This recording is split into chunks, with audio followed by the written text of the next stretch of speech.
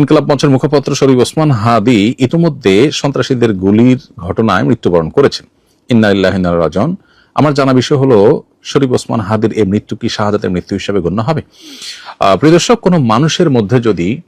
আল্লাহর সন্তুষ্টি লাভের আশায় মানুষের কল্যাণ সাধনা, ইনসাফ প্রতিষ্ঠা করা, মুসলিম মিল্লাতের চেতনা ধারণ করা এবং মানুষের অধিকার আদায় করার মানসিকতা থাকে এবং সেটার জন্য তিনি যদি লড়ে যান, সংগ্রাম করে যান, এমন অবস্থা যদি তার এই চেতনার কারণে তিনি আক্রমণের শিকার হন এবং মারা যান, সন্দেহাতীতভাবে তিনি শাহাদাতের মর্যাদা লাভ করবেন ইনশাআল্লাহ তাআলা। ইমানদারের মধ্যে যদি আল্লাহর সন্তুষ্টি লাভের জন্য জীবন বাজি রাখার মানসিকতা থাকে এবং তার অসৎ কাজে বাধা প্রদান, অন্যায়ের বিরুদ্ধে তার প্রতিরোধ এবং ইনসাফ প্রতিষ্ঠার মানসিকতা লালন করার কারণে তিনি যদি আক্রমণের শিকার হন, তাহলে সেক্ষেত্রে তিনি অবশ্যই শাহাদাতের মর্যাদা লাভ করবেন। সেই জায়গা থেকে শরীফ ওসমান হাদিকে আল্লাহ তাআলা শাহাদাতের মর্যাদা দান করুন, আমরা সেই দোয়া করি। আর এমনিতেই নবী সাল্লাল্লাহু আলাইহি ওয়াসাল্লাম বলেছেন, মান কুতিলা দুনা দামিহি ফাহুয়া শাহীদ। যে ব্যক্তি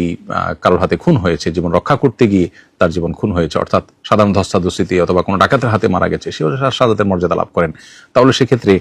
দ্বীনের কথা বা মুসলিম মিল্লাতের কথা বা মুসলিম চেতনার কথা বা ইনসাফের কথা বা মানুষের অধিকারের কথা যদি কেউ বলতে যান মুসলিম হয়ে এবং আল্লাহর কাছ থেকে যদি বিনিময় আশা করেন, তাহলে তিনি অবশ্যই শাহাদাতের মর্যাদা লাভ করবেন।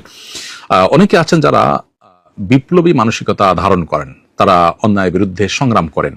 তাদের সে সংগ্রামকে আমরা অবশ্যই শ্রদ্ধা করব,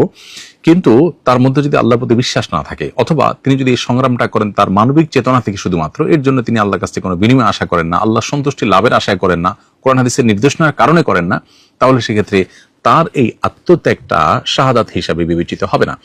শাহাদাত বিষয়টা আসলে নিয়তের সাথে সংশ্লিষ্ট বিষয়।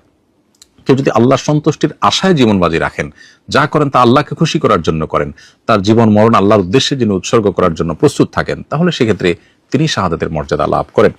আমরা দোয়া করি শরীফ ওসমান হাদির সমস্ত ভুল ত্রুটি মাফ করে আল্লাহ তাআলা তাকে শাহাদাতের সর্বোচ্চ মাকাম দান করেন এবং তার সুখ সন্তপ্ত পরিবারকে সান্ত্বনা সইবার শক্তি নসিব করেন এবং সেই সাথে এখান থেকে অনুপ্রাণিত হয়ে আমাদেরকে আল্লাহর সন্তুষ্টির লাভের আশায় জীবন বাজি রাখার মানসিকতা আমাদেরকে ধারণ করার তৌফিক দান করুন। বস্তুবাদের এই পৃথিবীতে আমরা বেশিরভাগ মানুষ